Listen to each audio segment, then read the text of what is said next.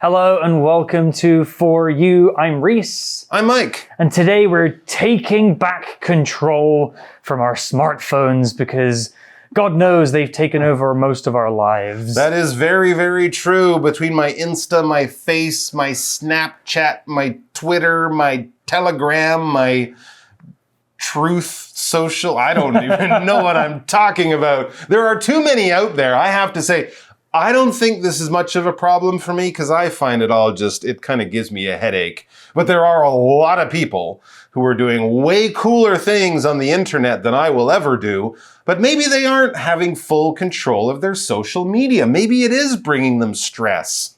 Yeah, social media is a real hot topic these days, especially because it's still kind of new, especially when you take into account, the history of technology, which is hundreds of years long. True. Social media's only been around for maybe 8 or 10 years in its modern form. Yeah. So we don't really understand yet quite how much it affects our brains. Absolutely. And the other thing is a lot of people using it the most are young people. And as they grow, they change. So we're going to have to see how this affects young people now and also how the young people now are affected into the future.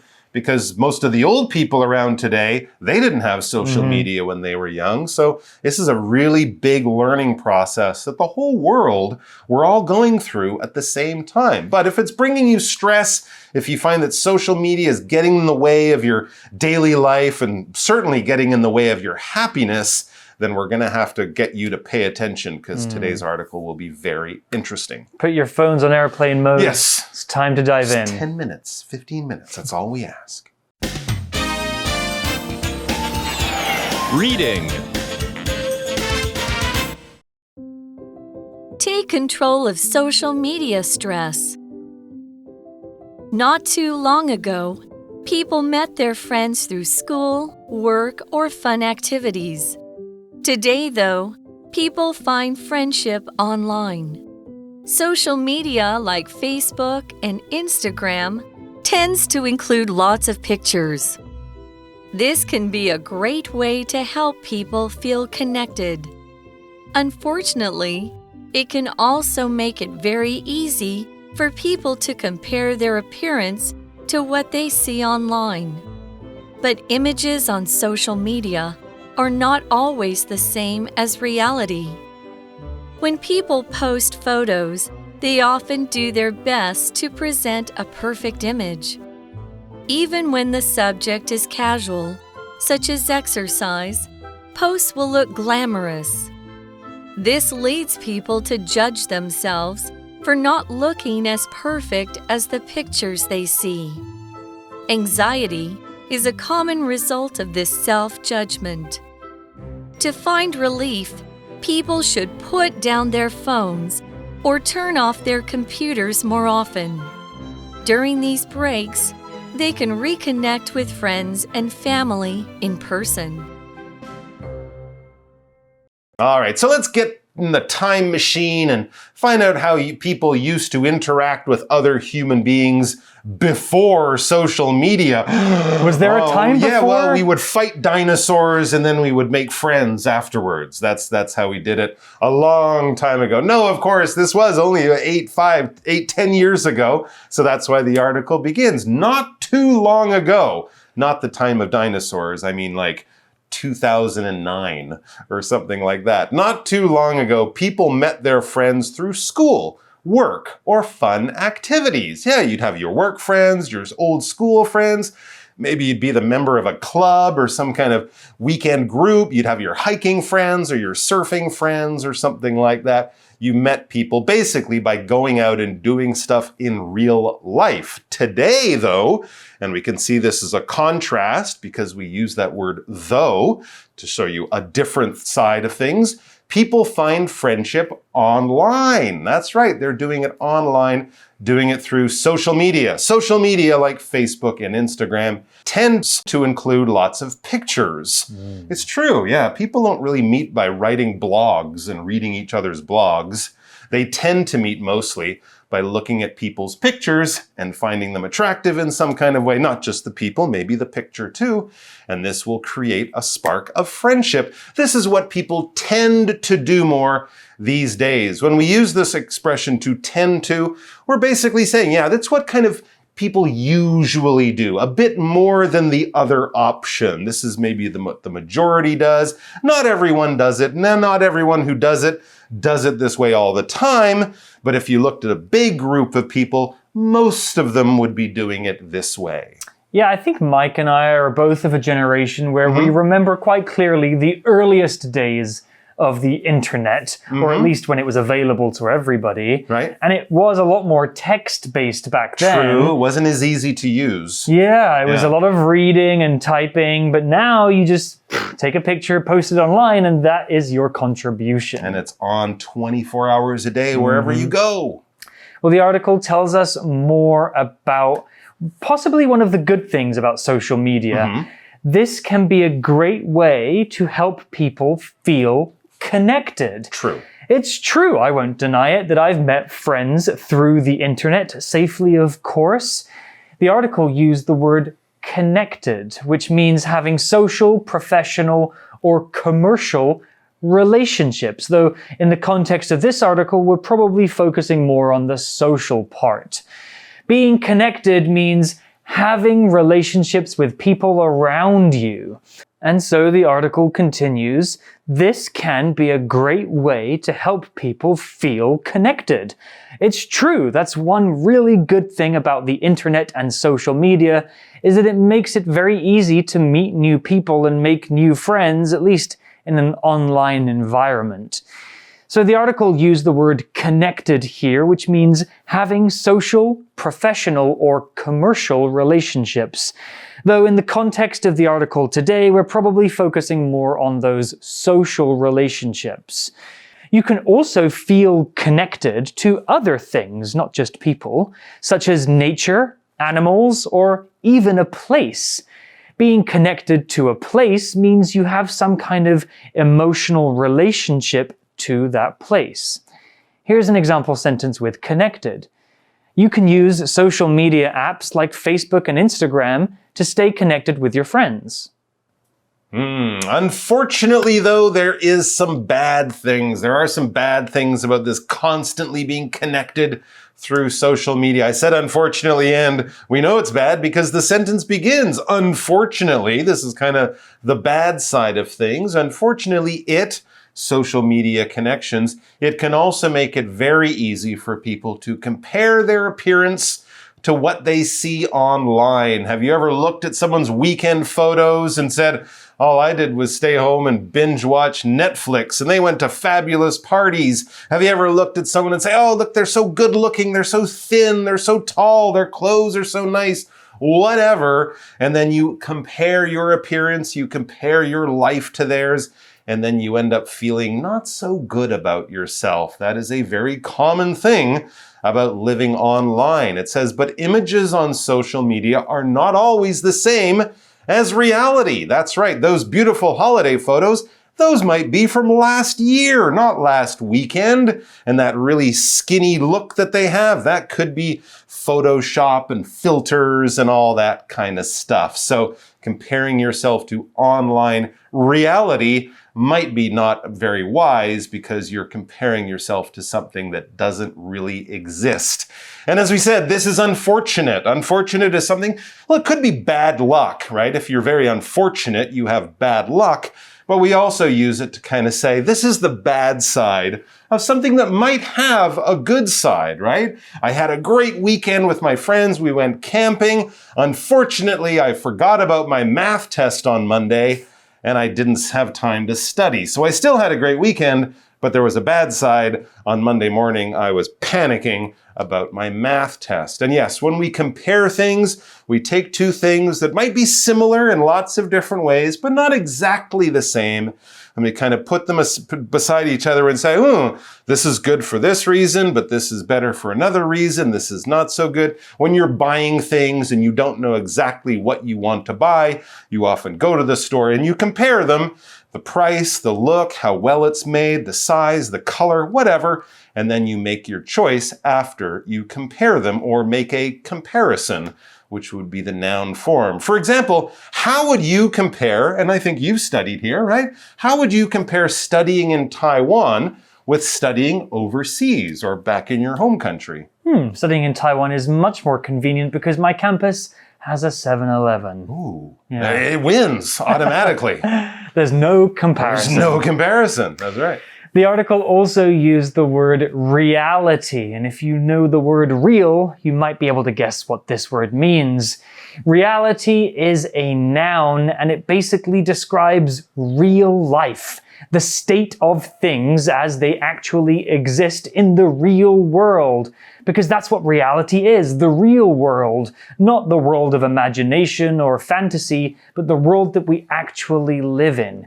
We can compare reality to the world we imagine in movies or books or even in our heads. In reality, dragons don't exist and neither does magic, unless you believe it does.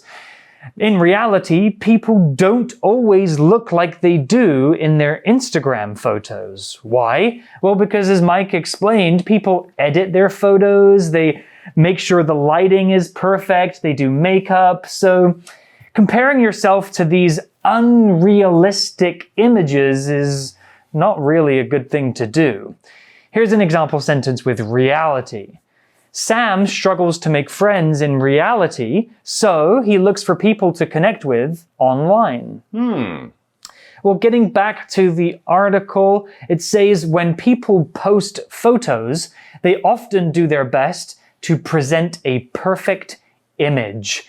I have to admit, I'm guilty of this too, Mike. Really? Yeah. Oh, what did you do? Did you make yourself look younger by smoothing out your skin? I don't do so much editing. I think it's kind of time consuming. It probably does take time. But I don't know, if you're going to post a photo on Instagram, you might take like 5 or 10 different photos. True. Choose the one where you look the most handsome. Okay. And choose that one to send to the world. Not a bad idea because as they say, anything you put online is there forever. If you're someone like me, there's never a good photo of me, but I also don't know how to use any of those filters, so that's why you never see photos of me on the internet. Because I don't know what I'm doing here. But you're right. Reality is, the world that we live in. We don't live in the world of the Kardashians. Right. And we shouldn't all try to because there's enough of them to do that. Let them be shallow and beautiful. Exactly. And we can spend 30 seconds, fixing our bags under our eyes, and that's good enough. Yeah, but people will do this, right, before they post things online. And here, to post, basically, is to put something on the internet, right? That's about all we're doing. Post is a verb here, but it can be a noun as well, a post. Yeah. And to post something means to put it out into the internet. It could be a photo, a video, or some text. The word post, of course, comes from the olden days when people used to send paper letters or parcels in the mail. Right. They would post them. True, or if you put a sign up, you post a sign. Maybe you're having a sale at your school, so you might post signs. And of course, we have that term poster, right? Those big posters, those big pictures with color and information announcing some event. That's a poster. But basically, you're putting a sign, a message, some kind of information up in the public, either in the real world, on a wall, or on the internet, for other people to look at. That's the goal here. You want people to see things when you post them. Yeah. Here's an example sentence with the verb to post. I posted a picture of my parents on Instagram, but they asked me to delete it the next day. It wasn't a very good picture. Oh, you didn't do the photoshopping. No. Oh, your dad with the thing. Dad with the belly, mom with the wrinkles. Oh, no, they were very unhappy about seeing that posted. All right, back to the article. Even when the subject is casual, this is the subject that you're posting online about or putting pictures, say, on Instagram about. Even when the subject is casual, such as exercise, posts will look glamorous. Yeah, I'm always amazed at the number of people I know, men and women, but mostly women, but maybe some men, who wear makeup when they go to the gym. That just seems like a lot of extra work to me. That's how you can tell that they're not really working out, because otherwise the makeup would run. It's true. They wear makeup, they never sweat, and their clothes are always totally clean. That's not what I look like at the gym. I don't think anyone really looks like that at the gym, except if they're just modeling at the gym. Anyways, yes, so casual things too. People will fix those up so they look perfect. Let's talk about this word casual. All right, so we use the word casual here to talk about posts, say, of you out to dinner with your friends or exercising at the gym. The opposite would be formal, F-O-R-M-A-L. Something is formal, it's kind of fancy, it's kind of special. A formal picture of you might be in a suit or your best dress. It might be taken at a wedding or some kind of really special event. You've been invited to a Hollywood movie premiere and it's really fancy and special. Casual is the exact opposite. It's you on the weekend, just hanging out at home in your comfortable clothes or spending time with your friends at a relaxed place. Nothing formal, nothing fancy, nothing special going on. It's very relaxed, easy, and normal in your daily life, or maybe even on the weekend when you're having fun. A casual weekend with friends. Nothing fancy. For example, you don't have to dress up for Saturday night. It's just a casual birthday party with friends. We're not even going out to a restaurant. We're going to order some pizza, watch some movies at home. So wear your comfortable casual clothes. It's not formal or fancy.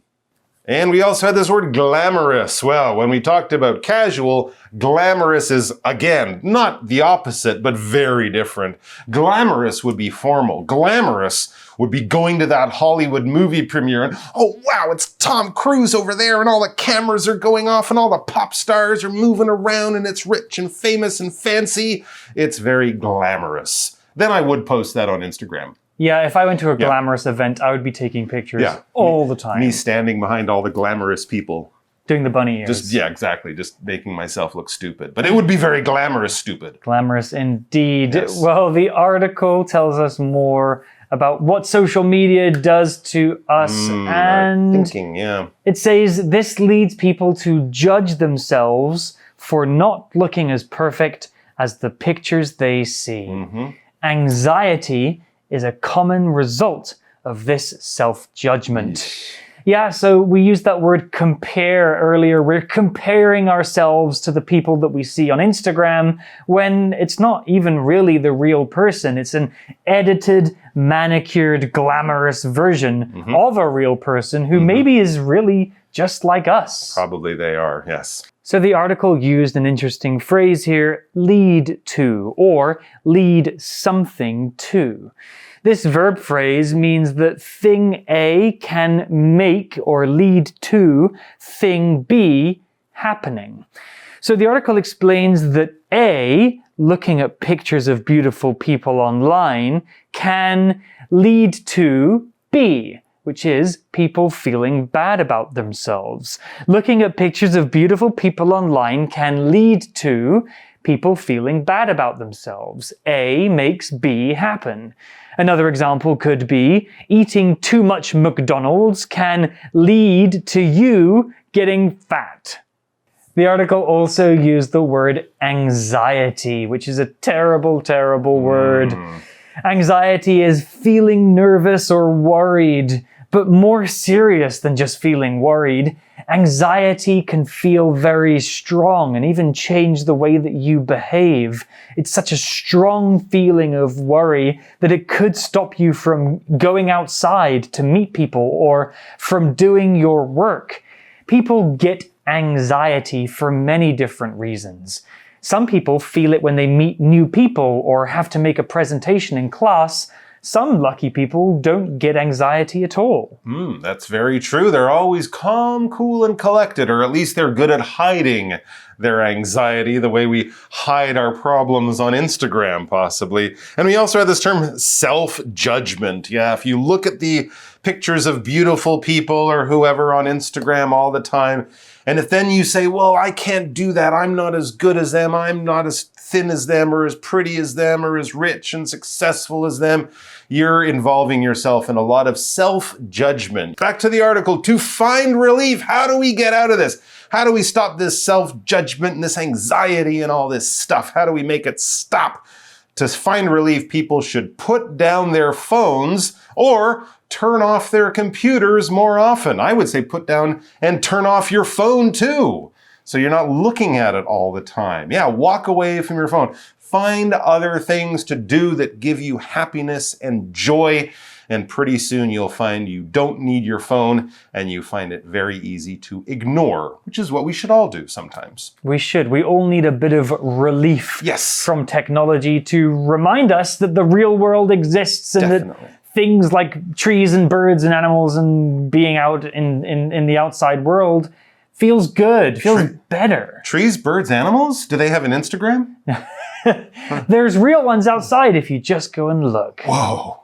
So we want to get relief from technology and social media, right, Mike? That's right. Absolutely. Getting relief. Well, when something is weighing on you and it's giving you trouble in your life, when it's causing problems and making everything more difficult, when that goes away, that is relief. So that feeling, the minute you walk out of that big test that you've been worrying and studying for a week, you know you did well. It's Friday afternoon. You walk out, the test is done. You have nothing to do for this weekend. You know that feeling when you just feel light in your shoes and the sun is shining and the birds are singing and everything's good in your life? That is relief. So it could be relief from worry when the worry goes away, relief from fear when you stop being nervous or scared of something that could happen. Maybe you get good news about a sick loved one in hospital. They'll be okay. Or it could be something more physical, like the relief that you might feel after you have a nap when you're tired, or after you eat a snack when you've been really hungry all day. That feeling of everything is better now in whatever way, that is a feeling of relief. For example, Rocky felt a sense of relief when his teacher said that the quiz was canceled. Yay! Yeah, of course he feels relief. He wasn't ready for it. He was like, I'm going to get killed in this test. There's no test. Oh my gosh, I'm so happy. I love the feeling. He felt very good. Well, back to the article, it says during these breaks, they can reconnect with friends and family in person. In person? Wow, actually meeting people. Without a screen? Yeah, no FaceTime, no camera. What am I going to do? Actual human beings. The phrase in person means face to face, not online, but actually talking to someone in reality. Not even a Zoom call. No. There you could reach out and touch that person if you wanted to. Gosh. I honestly prefer doing things in person instead of online, especially things like having class, because I can focus much better if the person is actually standing there instead of looking at a screen that hurts my eyes and, you know. You should, for example, tell your girlfriend that you want to break up with her in person. Don't do that over the phone. That's rude. And definitely not by text. No, you want to do something like that in person because, of course, human relationships for, 300,000 years, most of our relationships were made, built, and enjoyed in person. In other words, in the real world. Well, that's the end of our article about social media stress and how to relieve it. Okay, I'll post about that. We hope you've learned something. But for now, let's go to our For You chat question. All right, I'll post about that too. For You chat. Today's For You chat question, Mike, do you use social media? If so, which social media platforms do you use? If not, why not? I use social media a little bit. I use Facebook a little bit to keep track of my friends and activities and events that are going on around town. My friends might be having concerts or having special events on the weekend. So that's good. Also, people long distance. I think if you move overseas and you're far away from your family and friends, it can be very useful. But I don't spend a lot of time on there. I kind of go in to find out something and then that's enough for me. I don't like to kind of just sit there for hours and hours and hours. And when I do, usually I'm lazy and I get angry with myself. Yeah, it's not a healthy habit. So if you guys do have the habit of just mindlessly scrolling through your phones, try and do something about it. Might not feel super serious now, but I promise you it's going to affect you drastically in the future in terms of your social skills and ability to focus. That's right. You guys can think about this question as well. How much social media do you use? It's probably too much, but you can talk about that with your friends and maybe consider some ways to reduce your time spent on social media. But that's all the time that we have for now. I'm Reese. I'm Mike. And we'll see you next time. Take care, everyone. Oh, someone just liked my post. Oh, wow. Okay. vocabulary review. Connected. Jerry is well connected to a lot of people, so he could help you find a job. Compare. Larry's phone was cheaper than mine, but when you compare the two, my phone is obviously better. Reality. Renee sometimes finds that reality isn't quite as exciting as she imagines it to be. Post. Someone posted pictures online of Jenny and Michael kissing, and now the whole school is talking about it. Casual. Friday's event will be casual, so you don't need nice clothes. Jeans and a t-shirt would be fine. Relief. The medicine from the doctor gave Peter relief from the pain he was feeling in his foot. 智慧小补帖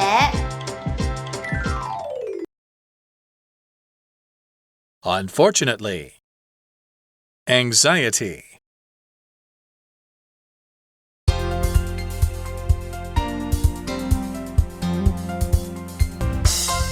以上节目是由活用空中美语制作。活用空中美语杂志，请洽询全国各大书店。如欲索取试听教材，请来电02-2364-4000 02-2364-4000，或上网查询，网址是 www.english4u.net www.english4u.net